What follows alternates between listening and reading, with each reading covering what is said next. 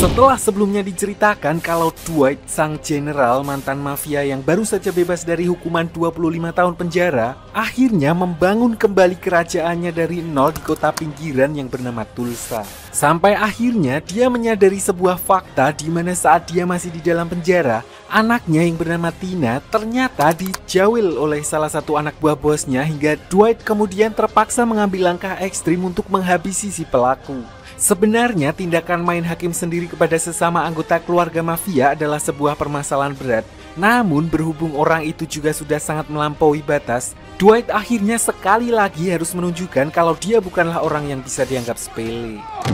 Where you going?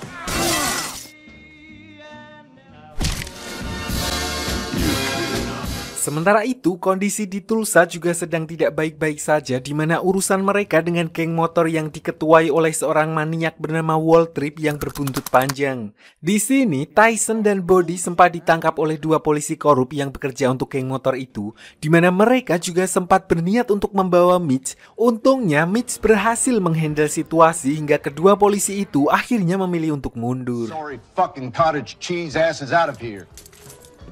What's going on? Kabar perselisihan tersebut kemudian juga sampai ke Stacy lewat informannya yang juga merupakan salah satu anggota geng motor Waltrip, karena beberapa waktu belakangan ini ATF memang sedang aktif memantau pergerakan mereka karena terindikasi kepemilikan senjata api yang tidak terdaftar.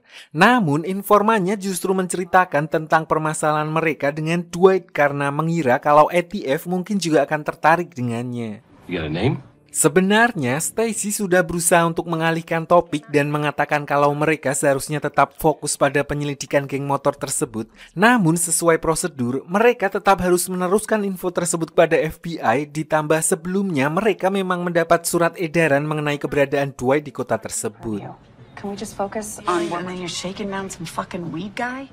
Di sisi lain, diperlihatkan Chiki yang sedang dimarahi habis-habisan oleh ayahnya begitu dia keluar dari rumah sakit setelah mengetahui apa yang terjadi kepada anaknya Dwight.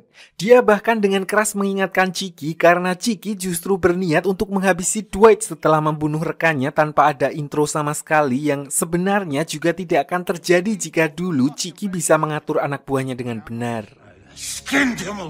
Sementara itu, sebelum Dwight kembali ke Tulsa, dia memutuskan mampir ke tempat Tina untuk meminta maaf padanya atas apa yang telah terjadi, di mana Tina langsung menyadari apa yang baru saja dilakukan oleh ayahnya dan justru jadi khawatir kalau setelahnya dia akan menjadi target balas dendam Chiki dan yang lainnya. Meskipun Dwight yakin kalau mantan bosnya tidak akan membiarkan hal itu, namun jika sampai terjadi hal yang tidak diinginkan, Dwight berjanji kalau dia tidak akan tinggal diam. Singkat cerita, Dwight akhirnya kembali ke Tulsa dan menemui Mitch, di mana dia kemudian mendapat laporan tentang kejadian yang menimpa Bodhi sebelumnya. Mendengar hal itu, Dwight juga menyampaikan kalau sebelumnya dia telah dihubungi oleh Arman yang mendapat pesan dari rekannya dan meminta mereka untuk mengadakan pertemuan dengan Waltrip. Dari sana, mereka berdua pun akhirnya pergi menemui Waltrip untuk menyelesaikan permasalahan di antara kedua kubu. Sampai akhirnya mereka berdua pun bertemu di sebuah gudang di mana Waltrip yang merasa lebih dulu menguasai kota itu lalu mencoba memperingatkan Dwight untuk tidak mengganggu aktivitasnya. Namun dia juga menawarkan kepada Dwight izin untuk mencari uang di wilayahnya jika dia mau membagi beberapa persen keuntungan dari setiap aktivitas yang dia lakukan. Merasa kalau dia tidak perlu tunduk kepada siapapun, Dwight pun dengan santai menjawab kalau tidak ada pihak yang menguasai wilayah itu dan dia tidak harus melapor kepada siapapun tentang apapun yang mereka lakukan. Di mana penolakan tersebut secara tidak langsung merupakan tantangan kepada Waltrip yang memaksanya untuk melakukan dengan cara yang lebih tegas.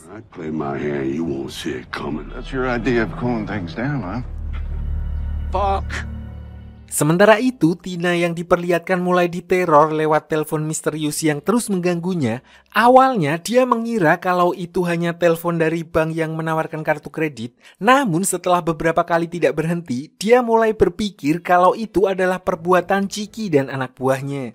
So begitu Dwight menelpon untuk menanyakan kabarnya, dia langsung menceritakan hal itu karena khawatir akan keselamatan keluarganya. Why? You said everything was gonna be okay. Mendengar hal itu, Dwight pun langsung menghubungi Goody, rekan mafianya dulu yang sekaligus penasihat bos mereka, untuk memastikan kalau mereka tidak berbuat macam-macam dengan Tina. Dan untuk meluruskan semuanya, Dwight kemudian juga mengundangnya untuk datang ke Tulsa jika memang Chiki dan yang lainnya masih belum terima dan membutuhkan klarifikasi atas tindakannya sebelumnya. Where you going?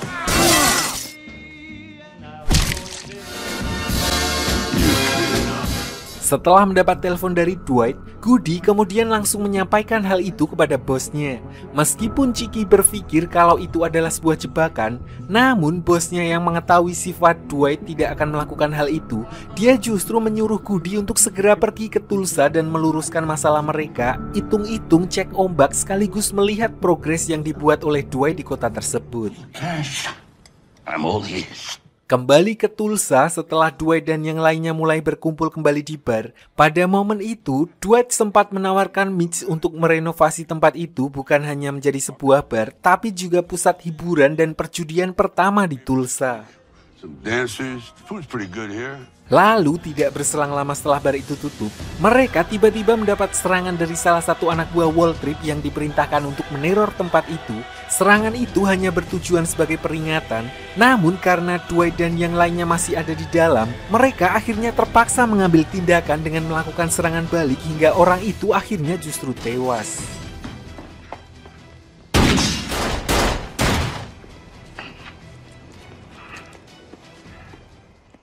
You got yourself a partner.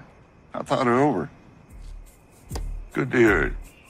Karena bisa dibilang sudah terlanjur basah setelah menghabisi salah satu anggota geng motor yang dikirim untuk mengintimidasi mereka, Dwight akhirnya mengirim kembali jaket orang tersebut sebagai pesan kepada Waltrip untuk menegaskan kalau dia memang tidak main-main. Sialnya, orang yang dihabisi oleh Dwight ternyata adalah pacar dari informan Stacy, yang mana hal itu membuatnya langsung histeris begitu mengetahui kalau pacarnya telah tewas terbunuh. Karena panik dan gak tahu harus gimana, perempuan itu lalu menelpon Stacy untuk memberitahukan kejadian tersebut dan berkata kalau dia sudah tidak ingin lagi berada di sana karena sebenarnya dia juga takut kepada Waltrip dan hanya merasa aman karena pacarnya juga ada di geng itu.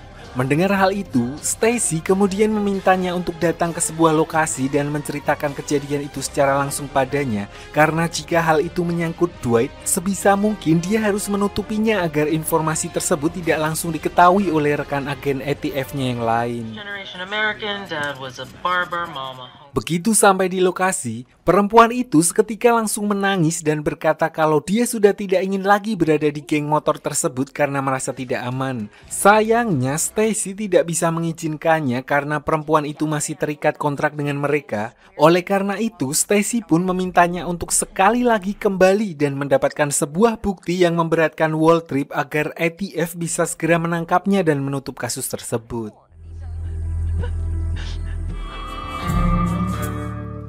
So dari sana, perempuan itu pun langsung kembali ke markas geng motornya dan diam-diam menggeledah ruangan Waltrip untuk mencari sebuah laptop yang dia yakini berisi data-data penting milik bos geng motor tersebut. Sayangnya baru saja dia menemukan laptop yang dia cari dan memeriksa isi di dalamnya, Waltrip tiba-tiba muncul di sana dan walaupun sudah menggunakan jurus 1000 alasan, perempuan itu ujung-ujungnya tetap wassalam juga.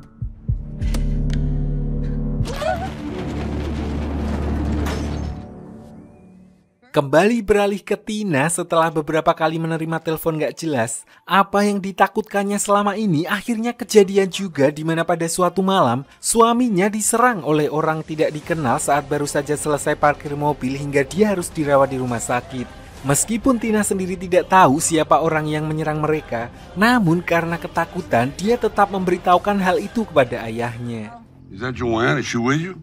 Mendengar kabar tersebut, Dwight yang khawatir lalu sempat meminta Tina untuk membawa keluarganya pindah ke Tulsa yang paling tidak akan membuat mereka aman karena berada di dekatnya. Saat itu, Tina masih menolak tawaran Dwight karena merasa kalau kejadian itu hanyalah perampokan biasa yang kebetulan menimpa mereka. Lagi pula, bisnis dan pekerjaan mereka juga ada di kota itu dan akan sulit untuk pindah dan memulai semuanya dari nol lagi. Namun setelah malam harinya dia kembali menerima telepon gak jelas, Tina akhirnya memutuskan untuk membicarakan usul dari ayahnya untuk pindah ke Tulsa bersama dengan suaminya. How do you feel about moving? Kembali beralih ke Tulsa, diperlihatkan Goody yang bisa dibilang dia adalah salah satu anggota dari mantan bos Dwight di New York yang paling masuk akal, di mana dia akhirnya sampai di Tulsa dan dibuat terkejut ketika melihat Arman yang dulunya juga merupakan rekan mafianya sebelum akhirnya dia menghilang begitu saja. Relax. I work with Dwight now. Dari sana, mereka lalu membawa Goody ke bar untuk bertemu dengan Dwight, di mana ketika pertama kali melihat Goody, Dwight langsung menuntut penjelasan atas teror dan penyerangan yang dialami oleh anaknya. Namun di sini, Goody ternyata juga sama-sama kaget dan mengaku kalau dia sama sekali tidak tahu menahu soal hal itu. Lagi pula, bos besar mereka sebelumnya juga sudah memberikan perintah untuk tidak melakukan apapun kepada Tina dan menurutnya, Chicky tidak akan mungkin melanggar perintah tersebut. Setelah merasa kalau perkataan Goody bisa diterima, Dwight akhirnya melunak dan menyambut kedatangannya di sana dengan baik. Drink for you? Malam harinya setelah Goody sampai di penginapannya, dia lalu menelpon Chicky yang berada di New York untuk memberitahukan apa yang sebelumnya dikatakan oleh Dwight mengenai Tina, di mana Chicky secara tegas menyangkal tuduhan tersebut. Karena segan, Goody pun kemudian lanjut ke topik lain yang intinya mengabarkan kalau Dwight terlihat baik-baik saja di Tulsa dan justru dia terlihat sedang membangun sesuatu yang besar. And now he's riled up with the son-in-law getting attacked. Di sisi lain, diperlihatkan Body dan rekan-rekannya yang akhirnya kembali ke toko herbal mereka setelah merasa kalau keadaan sudah mulai aman.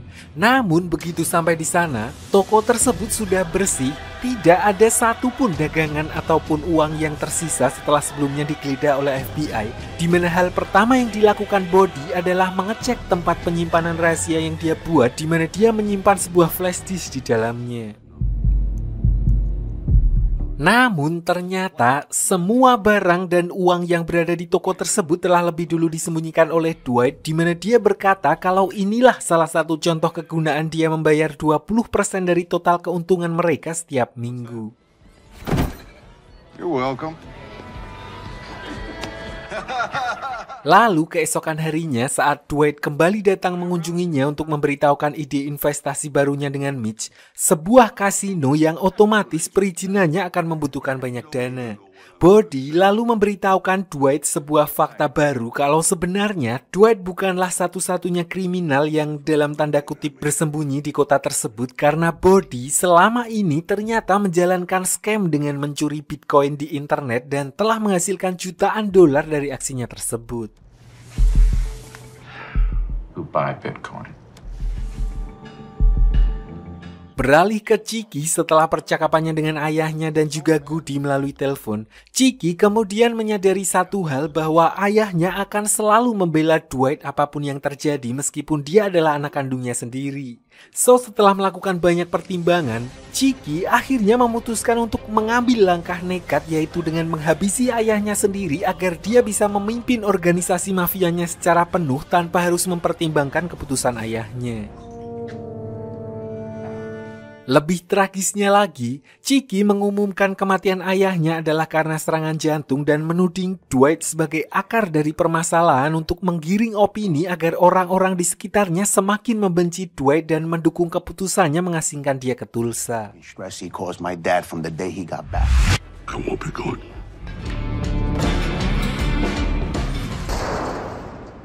Sementara itu, karena konflik antara Dwight dan geng motor Wall Street semakin ruwet dan membuat situasi jadi agak memanas, dia merasa kalau sudah saatnya rekan-rekannya mulai membawa senjata untuk berjaga-jaga.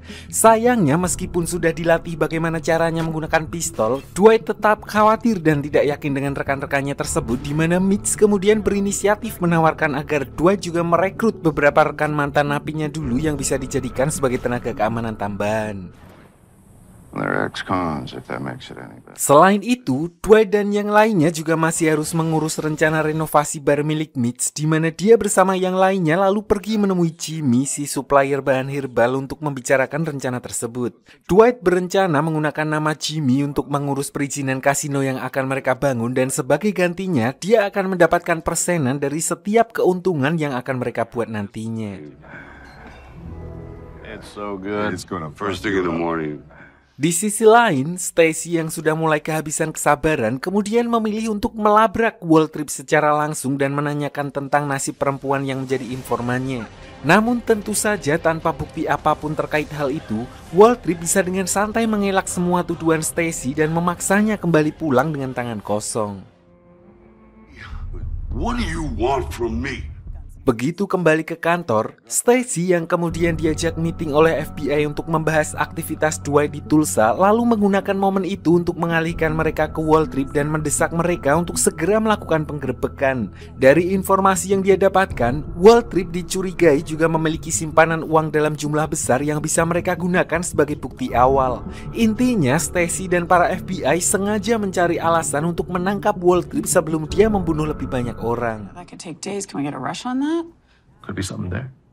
Singkat cerita, mereka akhirnya segera melakukan penggeledahan di markas geng motor Waltrip. Tapi sayangnya saat itu hanya ada beberapa anggota geng motornya dan mereka tidak menemukan keberadaan Waltrip di sana. Sehingga mereka hanya menangkap orang-orang itu dan menyita beberapa barang yang setelah dilakukan penyelidikan lebih lanjut, mereka memang menemukan banyak sekali uang dalam bentuk kripto yang disimpan di laptopnya. Crypto, credit cards, real estate. Begitu mengetahui kalau markasnya sudah digerebek oleh FBI dan seluruh asetnya disita, Waltrip yang emosi pun kemudian langsung menghubungi dua polisi rekannya dan justru memerintahkan mereka untuk segera menangkap Dwight terserah bagaimana caranya. Karena menurutnya, Dwight adalah akar dari semua permasalahannya dan dia harus segera memberinya pelajaran. Thank us something.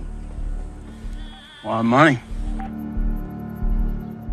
Di sisi lain, Dwight yang mulai berencana menjalankan bisnis besar di Tulsa kemudian diperlihatkan mulai dekat dengan seorang janda tajir bernama Margaret, pemilik peternakan kuda tempat Arman bekerja, di mana sebagai seorang bisnismen tentu saja Dwight akan membutuhkan beberapa koneksi ke orang-orang penting yang ada di kota tersebut darinya.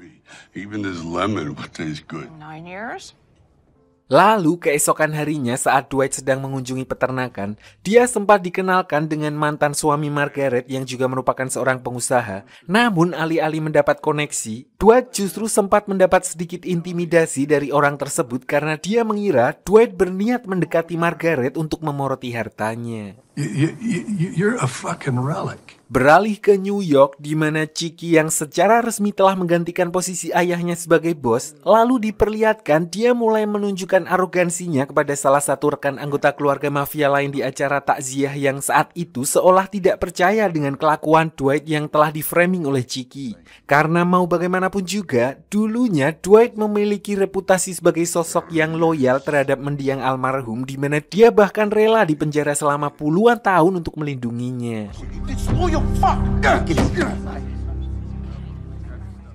Karena kejadian itu, Chiki mulai berpikir kalau Dwight mungkin akan menjadi masalah untuk kepemimpinannya di masa depan jika dibiarkan terus, di mana dia akhirnya membuat rencana untuk menghabisinya sebelum semua itu terjadi.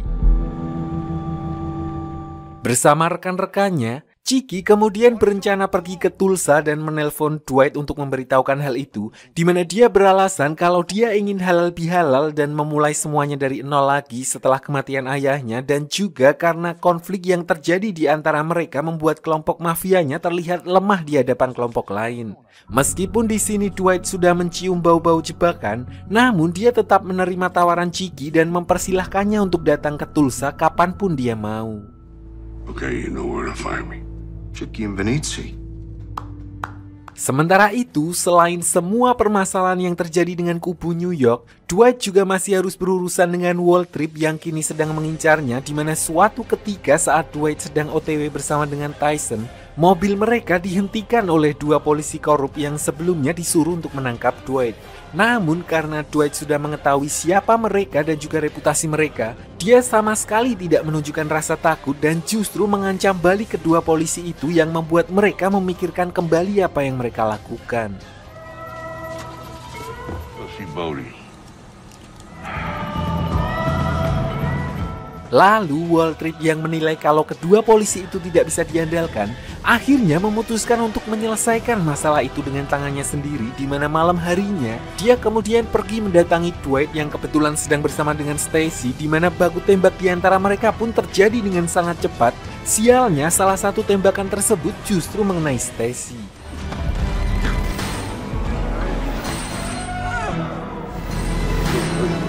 I'm gonna fucking annihilate that motherfucker!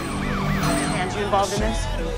What's your name, sir? Setelah kejadian penembakan, Dwight yang juga ada di TKP terpaksa harus ikut ke kantor polisi untuk dimintai keterangan, sementara Stacy langsung dilarikan ke rumah sakit untuk menjalani perawatan. Dan karena Dwight mempunyai catatan kriminal sebagai seorang mantan mafia, dia sempat mengalami kendala di kantor polisi. Untungnya, Body langsung mengirimkan seorang pengacara untuk menjemput Dwight sebelum polisi menggali info lebih lanjut tentang keterlibatannya dalam kasus penembakan tersebut. You even a lawyer? If I'm not, Dari sana, Dwight lalu menyempatkan diri pergi ke rumah sakit untuk menjenguk Stacy yang sudah siuman karena luka tembaknya tidak terlalu parah. Meskipun begitu, Dwight berjanji kalau dia tetap akan menemukan Waltrip dan membalas perbuatannya. Have a traditional relationship. Di sini, Stacy berkata kalau hal itu akan percuma karena mungkin sekarang Waltrip sudah kabur ke luar negeri karena dari penggerbekan yang dilakukan agen ATF sebelumnya, mereka menemukan uang dalam jumlah yang besar di rekening kripto milik Waltrip. Selain itu, Stacy juga terancam akan dipecat dari pekerjaannya setelah hubungannya dengan Dwight diketahui oleh pihak kepolisian, yang artinya apa yang dia lakukan selama ini akan menjadi sia-sia. Setelah kembali dari rumah sakit, Dwight lalu bertemu dengan Arman yang memberitahukan kalau Chicky dan anak buahnya sudah ada di Tulsa dan siap untuk melakukan pertemuan. Mendengar hal itu, Dwight lalu menawarkan agar Arman tidak usah ikut dalam pertemuan tersebut mengingat dulu dia punya urusan yang belum selesai dengan para mafia cabang New York. Namun Arman menolak tawaran itu karena setelah seumur hidupnya dia selalu bersembunyi, kali ini dia akan berusaha gentle untuk menghadapi permasalahannya. Singkat cerita, Dwight bersama dengan rekan-rekannya akhirnya pergi menemui Chicky di hotel tempat mereka menginap, di mana pertemuan itu sama sekali tidak seperti yang direncanakan oleh Chicky. Di sini, Dwight justru mengancamnya secara langsung dan memintanya untuk tidak berbuat macam-macam karena Dwight sudah bukan lagi anggota dari keluarga mafianya, terutama setelah ayahnya Chicky meninggal.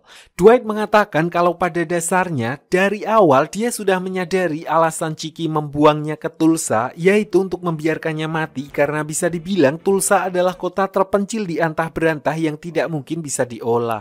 Elbow, nice view. By the way, you're gonna die. fuck that piece of shit. Dwight bahkan secara terang-terangan mengusir Chicky dari Tulsa dan memperingatkannya untuk tidak lagi menginjakan kakinya di sana karena sekarang Dwight sudah mempunyai orang-orang yang siap untuk melakukan apapun yang dia perintahkan. Namun untuk Goody, Dwight justru menawarkan kepadanya untuk berpindah kubu jika dia mau karena dia tahu kalau Goody yang nalarnya lumayan jalan sebenarnya juga tidak cocok dengan cara kerja Chicky.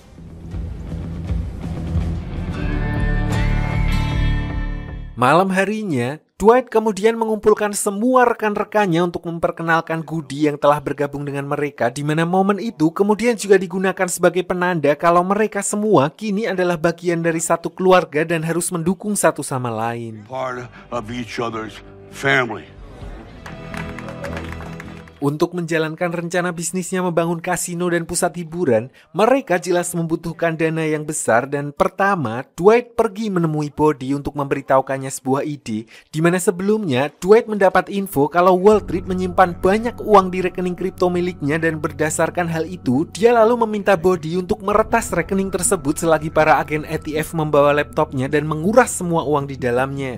Meskipun sepertinya agak sulit, namun Body tetap menyanggupi permintaan Dwight dan berkata kalau dia akan mencobanya.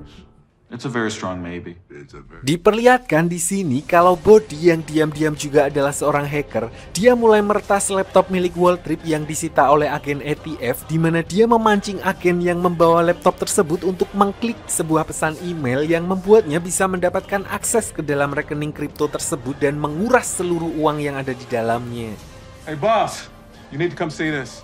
Saking banyaknya uang yang berhasil mereka ambil, Dwight bahkan sempat menyisihkan $1 juta atau kalau di sini sekitar 16 miliar untuk diberikan kepada Stacy. Hitung-hitung sebagai ganti dana pensiun yang tidak akan didapatkan oleh Stacy jika dia nantinya benar-benar dipecat dari kepolisian. Namun, aksi tersebut juga bukan tanpa resiko di mana Waltrip yang mengetahui kalau uangnya telah habis dikuras oleh kelompok Dwight pasti tidak akan tinggal diam dan akan berusaha merebutnya kembali.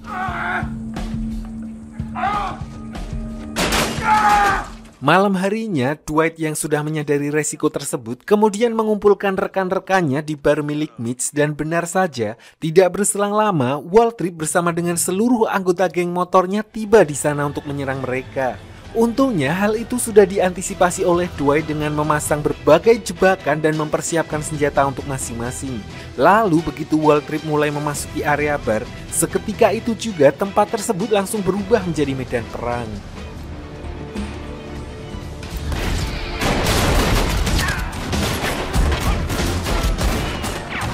Setelah aksi saling tembak-menembak, rombongan Dwight yang sudah mempersiapkan hal itu pun bisa mengungguli para geng motor tersebut tanpa adanya korban jiwa di pihaknya, di mana Waltrip yang berusaha kabur dari sana kemudian langsung dikejar oleh Dwight dan karena kalah besar, akhirnya Dwight berhasil memojokkan Waltrip dan menembak tepat ke arah kepalanya. I overplayed my hand. Singkat cerita, 3 bulan berlalu setelah kejadian itu, diperlihatkan Tina bersama anak-anaknya yang akhirnya datang mengunjungi Dwight di Tulsa sekaligus untuk menghadiri acara peresmian kasino yang sudah mulai beroperasi. Namun, acara yang seharusnya berjalan menyenangkan itu harus berantakan karena tiba-tiba Stacy muncul dengan beberapa anggota FBI untuk menangkap Dwight. What the hell is going on?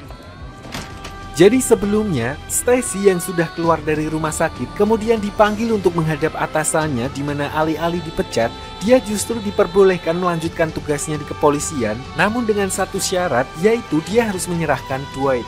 Terlepas dari semua yang telah dilakukan Dwight kepadanya, Stacy ternyata tetap lebih memilih karirnya dan justru menyerahkan flash disk berisi $1 juta yang sempat diberikan oleh Dwight kepadanya. Dengan begitu, FBI jadi punya cukup bukti dan Dwight pun akhirnya berhasil ditangkap dengan tuduhan telah menyuap seorang agen federal. 1947. Tell me this isn't happening again. Sorry, Tina.